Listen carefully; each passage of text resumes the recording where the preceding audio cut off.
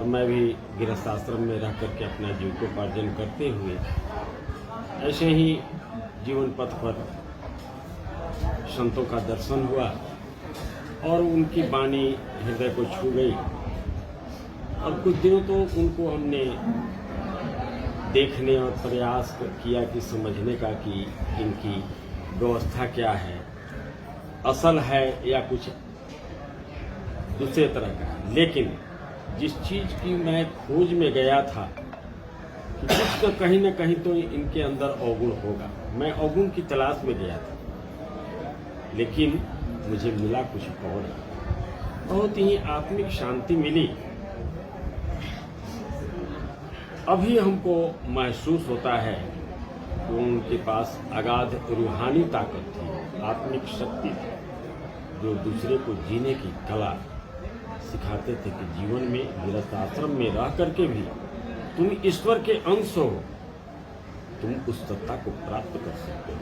जंगल में कहीं जाकर के तपस्या करने की जरूरत है, बाल बच्चों की सेवा करते हुए और उस तत्व को प्राप्त कर सकते हो। है भी हकीकत में यही सत्य है।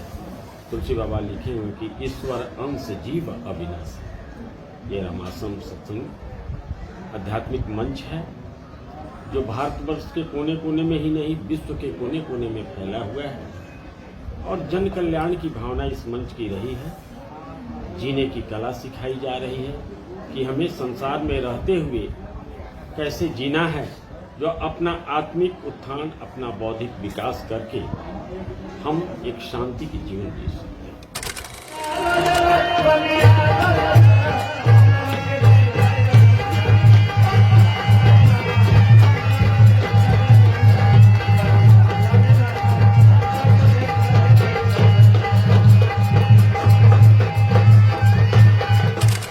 सबसे पहले एक और मेरा सवाल है कि जिस तरह से आज भारतीय संस्कृति दिन प्रतिदिन जो ये चौकाचौंध की दुनिया में भारतीय संस्कृति जिस तरह से तहस नहस हो रही है, अगर क्या वाकई में अगर हम अध्यात्म की जीवन जीने की अगर प्रारंभ कर देते हैं तो जो है वास्तविकता की मतलब क्या क्या बदलाव आ सकती है अपने जीवन के अंदर।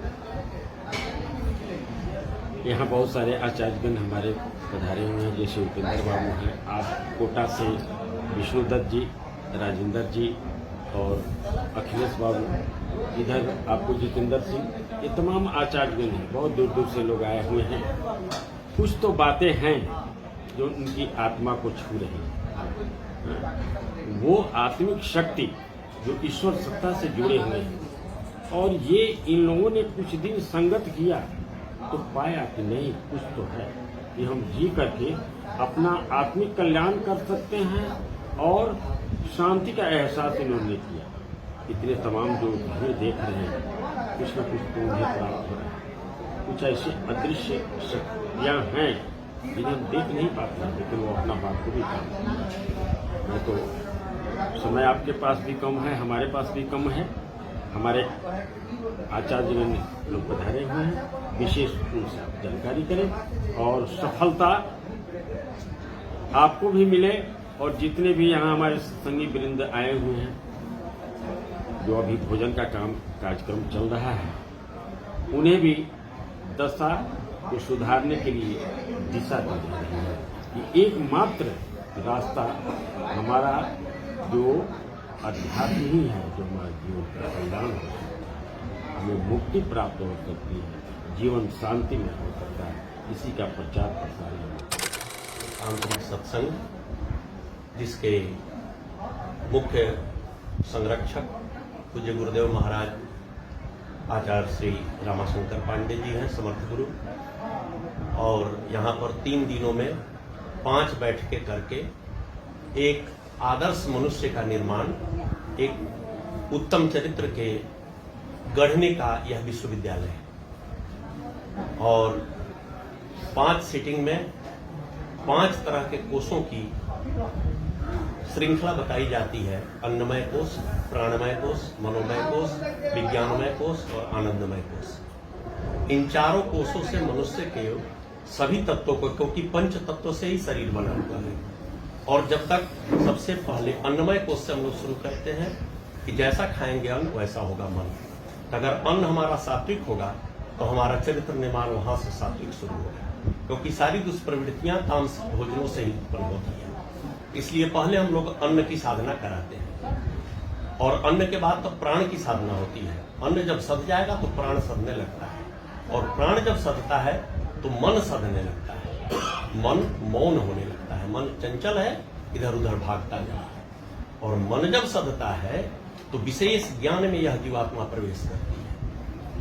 मन सध जाने के बाद विशेष ज्ञान आदमी के हृदय में अवतरित होता है, और उस विशेष ज्ञान जब अवतरित होगा तो वह साथ में आनंद को लेकर के आता है। जिस आनंद को खोजने के लिए हम लोग धन के लिए ललायित रहते हैं, पद के लिए ललायित रहते हैं, किसी वस्तु को पाने के लिए ललायित रहते हैं, वाकई में वह ब्रह्म विद्या उस दृष्टिकोण को बदल देती है। वही ब्रह्म विद्या इस आध्यात्मिक आंतरिक सत्संग में सिखाई जाती है।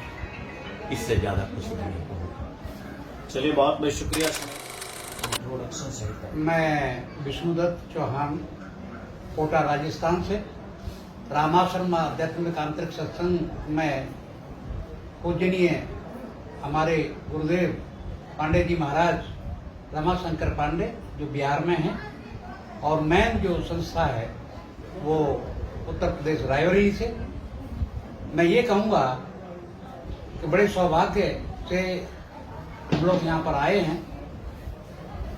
सबसे बड़ी बात इसमें यह है कि यहाँ पर ऊंच और नीच, बड़ा और छोटा, गरीब और अमीर, पूरी सभी खाई को हटा करके एक मंच पर परम पूज्य गुरुदेव यहाँ ले आते हैं, और जीवन जीने की कला एवं अपने आत्मा को परमात्मा से जोड़ने की कला, एवं समाज किस तरह से उन्नत होगा, समाज में सद्विचार कैसे होगा, समाज एक स्तर पर कैसे आएगा, और सरल जीवन जीने की जो कला है परम पूज्य महाराज जी हमें सिखाते हैं। तो इससे हमें बहुत फायदा है, और हमारे विचारों में और हमारे ज्ञान में और हमें रहने की जो तकनीक जो देते हैं वो बहुत ही सुंदर देते हैं, बहुत बढ़िया देते हैं। इसलिए मैं तो ये कहूँगा कि सभी लोग जुड़ करके अपने जीवन को सफल बनाएं। एक सवाल हम जो है ना आपसे और है कि आप कोटा राजस्थान से चलकर आए हैं, और मैं एक चीज और जानना चाहिए कि आप पहली बार यहाँ पे आए हैं या इसके पहले भी आना हुआ है? आपको पहली बार यहाँ पे आए हैं? जी, पहली बार यहाँ पर नहीं आए हैं। मैं इस संस्था से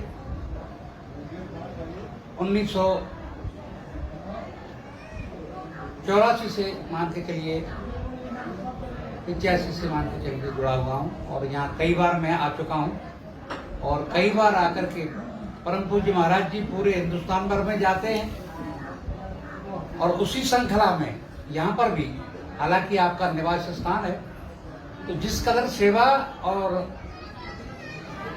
सत्संग की जो भावना, व्रत भाव जो बताते हैं, वो एक विशेष अनुकरणीय है सभी के लिए।